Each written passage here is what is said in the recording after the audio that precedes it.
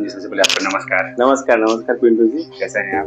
बहुत अच्छे। ये हमारे मित्र हैं बहुत पुराने, जो भी झारखंड सरकार में सेवा दे रहे हैं, और इनसे हमको जानेंगे चुनाव में क्या हलचल चल रहा है। पहले तो आज जो हम लोग पॉडकास्ट रिकॉर्ड कर रहे हैं, आज हम लोग महाशिवरात्रि भी है। महाशिवरात्रि तो आप सभी जो भी हमारे दर्शकगण हैं, व्यूअर हैं, और जो भी हमारे ग्रामीण जनता जो भी हमें देख रहे हैं इस माध्यम से, उन सभी को हमारे ओर से महाशिवरात्रि के हार्दिक शुभकामनाएं। तो हम लोग देर न करते हुए चालू करते हैं। तो देख रहे हैं झारखंड में चुनाव का माहौल चल रहा है, इसलिए हम लोगों ने सोचा कि कुछ चुनाव पे चर्चा किया जाए। तो शिवम जी, जैसा कि हम लोग का मुद्दा तो कुछ और था अभी बात करने का, मगर चुनाव का समय है, 23 तारीख को चुनाव है, उस विषय पे ही कुछ हम लोग 23 तारीख को मतदान होना है और 27 को अभी झारखंड में आपका रिजल्ट की घोषणा होगी। अभी जो चुनाव आपका चल रहा है नगर निगम का, नगर पंचायत का, तो अच्छा सोचे हैं आप। इसके लिए हम आपका आज तारीफ करते हैं कि आपने मुझे आमंत्रित किया इस पॉडकास्ट में, और धन्यवाद इसके लिए पुनः। हम लोग आगे बढ़ते हैं। फिर सबसे पहले ये हमको बताइए कि चुनाव में जो लोग अभी फर्स्ट टाइम मतदान कर रहे हैं, उनको आप क्या संदेश देना चाहेंगे?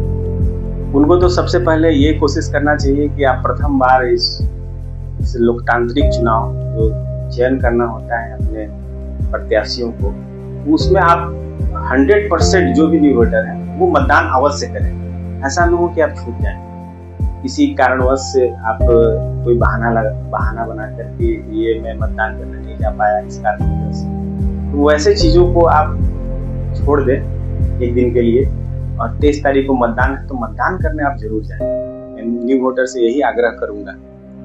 क्या क्या मुद्दा होना चाहिए चुनाव में? तो सबसे पहले ये मुद्दा होना चाहिए कि हमारे जो भी प्रत्याशी, चाहे वो नगर पंचायत के हो, नगर निगम के हो, महापौर के लिए लड़ रहे हो, या नगर अध्यक्ष के लिए चुनाव लड़ रहे हो, या वार्ड सदस्य या वार्ड पार्षद के लिए चुनाव लड़ रहे हो, तो वैसे लोगों का चयन करना सबसे महत्वपूर्ण होता है। हमारे जो मतदाता होते हैं वो समझ नहीं पाते हैं कि आखिर हमें प्रत्याशियों का चयन किस आधार पर करें, और लोभान्वित या लुभाकर या लालच देकर जो मतदाताओं से वोट लिया जाता है और उनको पुनः 5 सालों के लिए उससे वंचित रखा जाता है विकास से। तो लोगों को यही चाहिए कि हमें वैसे लोगों का चयन करें कि हमारे क्षेत्र का, जिस क्षेत्र में वो रहते हैं, उनका वो समग्र विकास करें। विकास दैट्स मीन्स कि हर एक तरह का विकास, शिक्षा में उनका विकास हो, क्षेत्र का, उस क्षेत्र में व्यवसाय जो उद्योग करते हैं लोग, या दैट्स मीन्स ऐसे बोल सकते हैं कि हर हाथ को काम मिले, रोजगारी दूर हो। इस तरह का मुद्दा होना चाहिए चुनाव में। और मुख्य मुद्दा जो मूलभूत सुविधाएं होती हैं हमारे ग्रामीण क्षेत्रों में, या नगर पंचायत क्षेत्रों में, या नगर निगम क्षेत्रों में, जैसे बहुत जगह पे सड़क नहीं है, बहुत जगह साफ सफाई नहीं होता है, हर घर में जल की व्यवस्था नहीं है, बिजली की व्यवस्था नहीं है, वैसे लोगों को जरूर सुविधा मिल जाए। ये मुद्दा होने चाहिए मतदाताओं को वोट करने के लिए, अपने प्रत्याशियों के चयन करने के लिए। ये मुद्दा तो सर हम देख रहे हैं कि साल पहले भी यही मुद्दा था, आज भी यही मुद्दा पे लोग चुनाव लड़ रहे हैं। तो चुनाव में प्रत्याशियों का चयन किस आधार पर करना चाहिए?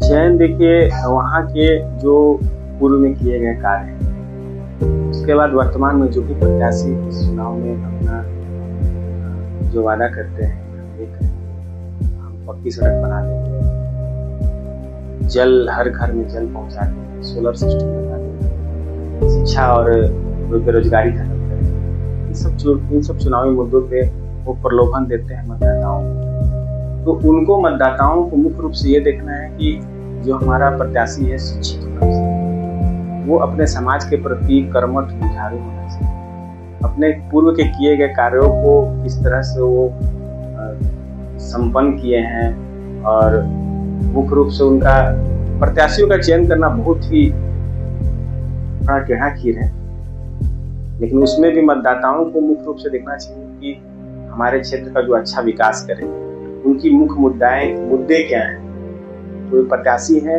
वो हमारे बच्चों के भविष्य के लिए जो 5 साल विकास करेंगे या हमारे समाज का जो विकास करने का जो उन्हें जिम्मा उठाएंगे 5 वर्षों के लिए, उसमें वो क्या क्या करना चाहेंगे। तो उनको फोकस करना चाहिए कि आखिर हमारे प्रत्याशी जो भी खड़े हुए हैं, या वार्ड के हैं या नगर पंचायत के होंगे, अध्यक्ष के लिए जो खड़े हुए हैं या महापौर के लिए हैं जो नगर निगम से चुनाव लड़ रहे हैं, तो उनको देखना है कि हमारे जो समाज है उसका समग्र विकास कैसे होगा।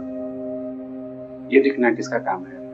वो जितने भी हमारे अभी न्यू वोटर हो गए या जितने भी हमारे मतदाता कर्मी जो मतदान देंगे इस वर्ष, उनको ये चीज को देखना है। और हम तो सभी मतदान जो भी हमारे मतदाता हैं उनसे रिक्वेस्ट करेंगे कि आप मतदान जरूर दें।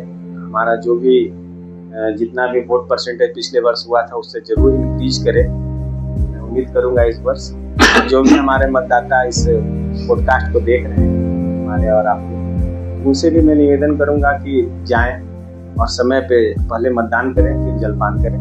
जो भी हम रखते हैं। एक चीज देखा जाता है कि जो भी या तो वार्ड के सदस्य हो या उसके ऊपर अध्यक्ष हैं, महापौर हैं, सब जो भी वादा करते हैं कि मैं शिक्षा के काम करूंगा, क्या बोलते हैं, बेरोजगारी पे काम करूंगा, और वो सब हम भी देखते आ रहे हैं। मेरा भी उम्र लगभग 30-35 साल हो गया है। केवल बस बात ही होता है। और आप प्रशासनिक कार्य में हैं, आप बता सकते हैं कि उन लोगों के पास राइट्स होता है कि वो शिक्षा और सड़क पे राइट तो होगा ही काम करने का, पर हमको नहीं दिखता है कि कोई वार्ड सदस्य चाहे अध्यक्ष कहीं शिक्षा पर कहीं ध्यान दे रहा हो। उन लोग का काम तो बस हम देखते हैं कि ऑफिस में बैठे बैठे जो कर रहे हैं उसी में उन लोग का टाइम खत्म। नया आता है फिर वही घोषणा करता है, काम जो चलता आ रहा है वही काम होता है। ये देखिए आप जो बोल रहे हैं ना, ये मुख्य रूप से चयन पर निर्भर करता है। जितने भी हमारे मतदाता हैं वो मतदान करने से पूर्व वो थोड़े से लालच में पड़ जाते हैं। उनको लालच में नहीं पड़ना है। वो कोशिश करना है कि जितने भी हमारे प्रत्याशी हैं उसमें से पहले मुख्य रूप से अच्छे रूप से चयन करें, जो समाज का ख्याल रखता हो, समाज के बारे में सोचता हो, सामाजिक दृष्टिकोण हो, समाज में हमेशा बना हुआ हो, हर एक जिसको आवश्यकता हो, जो गरीब है, लाचार है, जिनको जो चीज की आवश्यकता हो उसको पूर्ति करने में सक्षम हो या करने का प्रयास कर रहा हो, वैसे लोगों को अगर हम प्रत्याशी के रूप में चयन करें तो वो अपने कार्यों को और मूलभूत रूप से ग्राउंड पे अपना कार्य करके दिखाएगा और कोशिश करेगा कि जितना उससे या जितना भी विभाग से जो भी फंड आता है विकास के लिए, सामाजिक विकास के लिए, क्षेत्र के विकास के लिए, उसको आसानी पूर्वक कर ले और करेगा। जो अपने विगत 5 वर्षों से पूर्व, 5 वर्षों का चुनाव जो होता है उसके पूर्व अपने खुद से जो अपने मूलभूत सुविधाओं के लिए या अगल बगल आस पड़ोस या अपने समग्र समाज के विकास के लिए जो कार्य कर रहे हैं उनको चयन करें। उनको चयन करने से आने वाले समय में अगर उनको प्रत्याशी के रूप में आप देखते हैं या उनके मतदान करते हैं, अगर उनका चयन हो जाता है तो मुख्य रूप से अपना पूरा दमखम लगाकर क्षेत्र का समग्र विकास करने का कोशिश अवश्य करते हैं। मैं ये समझता हूँ। हम बात करते हैं रोजगार पर। तो ये बताइए कि रोजगार देने के लिए ये वार्ड पार्षद अध्यक्ष के पास क्या क्या रोड मैप होना चाहिए जो रोजगार दे सकेंगे? बस हवाई बात है। नहीं, इसके लिए वो लोग प्रयास कर सकते हैं। जैसा कि मैं समझता हूँ या सुनने हैं कि जो भी हमारे मतदाता हैं उनको अपने प्रत्याशियों में ये चीज जरूर देखना चाहिए कि वो हमारे लिए, मतलब हमारे समाज के विकास के लिए, हमारे बच्चों के लिए या रोजगार के लिए किस तरह का सोच रखते हैं, किन किन मुद्दों की बात करते हैं और मतदाता उनसे क्या अपेक्षा रखते हैं इन प्रत्याशियों को भी सोचना चाहिए। तो जैसा कि हम देखते हैं कि रोजगार का मतलब है कि हर हाथ को काम मिले।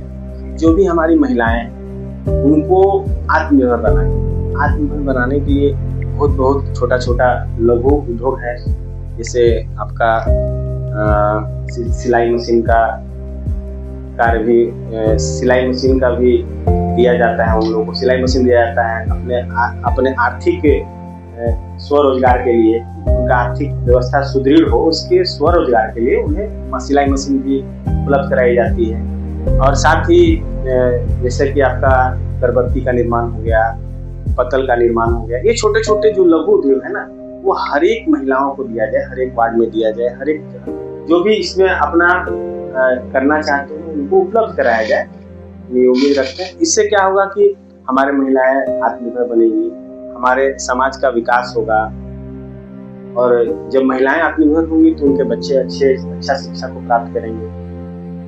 बस हम यही चाहते हैं कि आप अगर मतदाता हैं और अपने प्रत्याशियों से उम्मीद रखते हैं या वो मुद्दा रखते हैं, तो उनको आप अपेक्षा उनको दिखाइए कि भाई हम लोग रोजगार हम लोग को क्या दे रहे हैं, हर हाथ को काम दीजिए। आप अगर क्या रोड मैप है आपके पास? हाँ, क्या रोड मैप है, आप किस जो मुद्दा रखे हैं उसमें ये मुद्दा को आप रखिए, ये वादा भी आप कीजिए कि हमें हर घर को रोजगार देंगे आप, या जिस माध्यम से हो या सरकारी माध्यम से हो पाए। अच्छा, एक आखिरी सवाल। जी सर। जो भी प्रत्याशी अभी मैदान में है, उन पर भरोसा कैसे करें? हाँ, मान के चलिए उन लोग तो बोलते हैं कि हम सब लोग बोलते हैं जीतने के बाद हम आपके पंचायत को सुंदरीकरण करेंगे, हमारे हर एक वार्ड में जल नल की व्यवस्था करेंगे, हर एक स्ट्रीट लाइट लगाएंगे, तो इस तरह हर एक कच्चे घर को पक्का घर देंगे, इस तरह का वादा करते हैं। ये तो सही बात है, और बहुत खेद का बात है कि भारत विकसित देश में आने वाला है, कन्वर्ट होने वाला है। अभी भी हम लोग मूलभूत सुविधा से ही वंचित है। अभी इससे हम लोग ऊपर नहीं उठ पाए। पूरा दुनिया डिजिटल पे आ गया है, सब कुछ ऑनलाइन हो रहा है। देखिए, इसमें मुख्य रूप से लोगों को ध्यान देना चाहिए कि हमारे जो भी प्रत्याशी खड़े हों उसमें उनका पहले का जो किया गया कार्य है उसको भी वो मॉनिटर करें, उसको भी ध्यान में रखें कि पूर्व के जो भी हमारे प्रत्याशी थे या जो भी हमारे जिस पद पे भी हो, वार्ड के हो, अध्यक्ष के हो या जो भी और, तो उन पे भी ध्यान विशेष रूप से देना चाहिए कि उनके द्वारा हमारे जो क्षेत्र में पूर्व में जो बाधाएं की गई थी, जो हमारे समग्र समाज का विकास, क्षेत्र का विकास का बात किया गया था, वो उनके द्वारा कितना किया गया है। ऐसा तो नहीं कि 100% नहीं किया गया, उनके द्वारा ये विकास किया गया है। अब लेकिन उम्मीद लोगों को बहुत ज्यादा होती है और उस पर थोड़ा कम खरे उतरते हैं लोग। तो आप चयन कीजिए कि जो हमारा विकास, हमारे क्षेत्र का विकास, हमारे समाज का समग्र विकास, हर हाथ को रोजगार उपलब्ध कराए, शिक्षा हमारे बच्चों को गुणवत्तापूर्ण शिक्षा मिले, स्वास्थ्य के लिए सुविधाएं हमारे हर एक वार्ड में हो, हर एक नगर पंचायत में हो, हमें कहीं दूर दिल्ली, बनारस, रांची न जाना पड़े।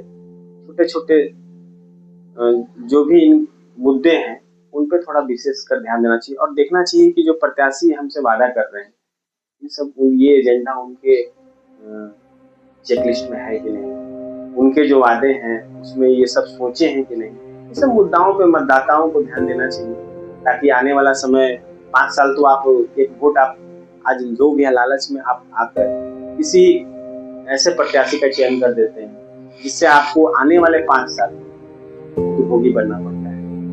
उन बातों पे ध्यान देना है कि इस कार्य को करने में जो सक्षम प्रत्याशी है उसको आप अवश्य सहयोग करें, मतदान करें। और 23 तारीख को आप तो मतदान करें ही, जहाँ भी हो, बाहर कमाने गए हो या आप अपने मतदाता जो बूथ है वहाँ पहुँच जाए, जो आपका मतदान का समय है उस पर जरूर पहुँचे और मतदान अवश्य करें। मतदान अवश्य करना चाहिए, ये आपका एक मौलिक अधिकार है, एक संवैधानिक अधिकार है और मतदान से ही देश का, समाज को आप जागरूक कर पाएंगे। आप मतदान नहीं करेंगे तो आने वाले समय में अच्छा विकास नहीं होगा, अच्छा चयन नहीं होगा। बस मैं सभी से ही रिक्वेस्ट करता हूँ। और आज का पॉडकास्ट के लिए बहुत बहुत धन्यवाद आपका, आपने आज मुझे आमंत्रित किया, इसलिए बहुत बहुत आभार धीरज जी।